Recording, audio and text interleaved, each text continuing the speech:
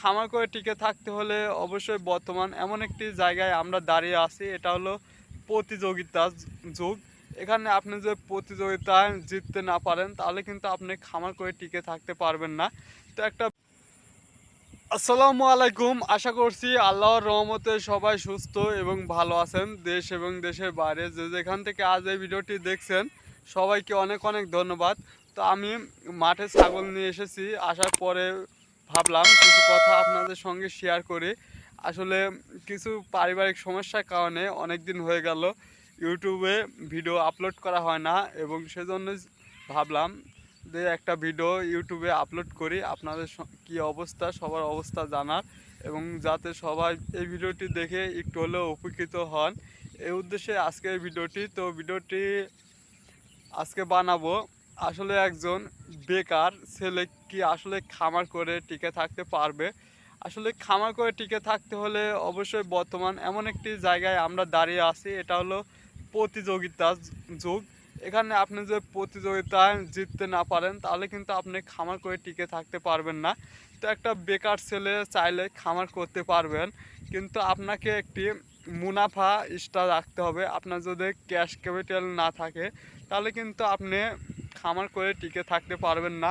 আমাদের সমাজের একটি বড় সমস্যা হলো, আমরা যদি এখন যদি আমি বলি যে আমি বিদেশ যাব, দেখবেন আমার বাবা কিংবা পরিবার 7 থেকে 8 লক্ষ টাকা যদি বই বেচা লাগে তবু বই বেচে হলেও দিবে। কিন্তু আপনি যখন বা আমি যখন বলবো যে আমি খামার করব, একজন উদ্যোক্তা হব, তখন কিন্তু তারা ক্যাশ দিতে চায় না। এটাই হলো আমাদের বড় সমস্যা। আমরা বেকার থাকবো তাও কিন্তু আমাদের ক্যাশ দিবে না, যে তুমি এত টাকা তোমাকে দিচ্ছি, তুমি এই টাকা দিয়ে ব্যবসা শুরু করো।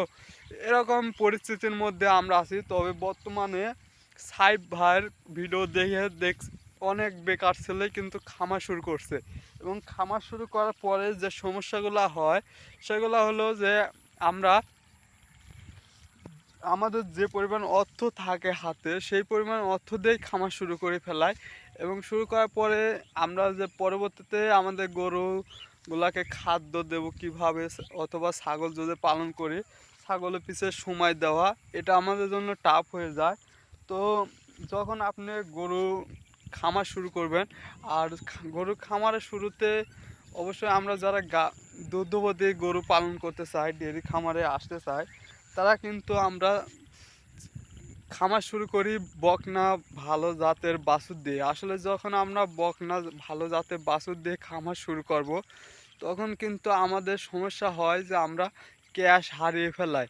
বাছুর যখন বকনা বাছুরগুলো আমরা কিনি সেগুলাকে কিন্তু গাভী করে দুধে পর্যন্ত নিতে কিন্তু অনেকটা সময় লেগে যায়। তো সেই সময় আমরা ক্যাশ হারিয়ে ফেলি, আর এই ক্যাশ হারিয়ে ফেলার কারণে অনেক সময় দেখা যায় আমাদের খামারগুলো বন্ধ হয়ে যায়।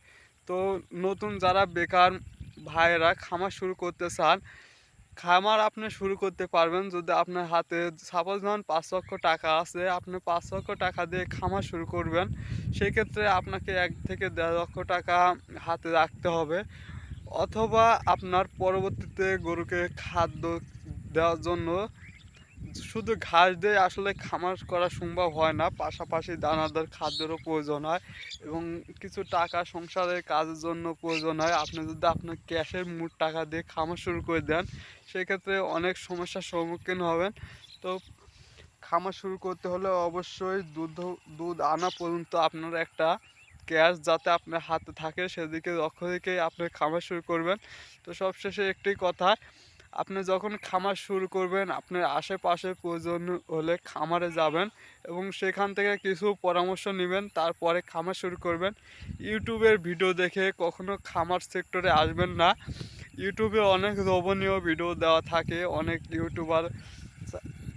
ইউটিউবে ভিউর জন্য অনেক লোভনীয় ভিডিও ইউটিউবে ফেসবুকে আপলোড করে। তো সেখান থেকে বিরত থাকবেন, এবং আপনি খামার শুরু করতে হলে অবশ্যই আপনার আশেপাশে খামার থাকলে সেখানে যাবেন, তারা কিভাবে খামার করছে, তাদের খাদ্য রেশন কী ইত্যাদি অনেক বিষয় জানা আসে, এবং সেগুলো জেনে তারপর খামার সেক্টরে আসবেন। ভিডিওটি যদি ভালো লাগে অবশ্যই চ্যানেলটি সাবস্ক্রাইব করবেন, এবং আপনার যদি মূল্যবান মতামত অবশ্যই কমেন্ট বক্সে কমেন্ট করবেন। ভিডিওটি দেখার জন্য অনেক অনেক ধন্যবাদ।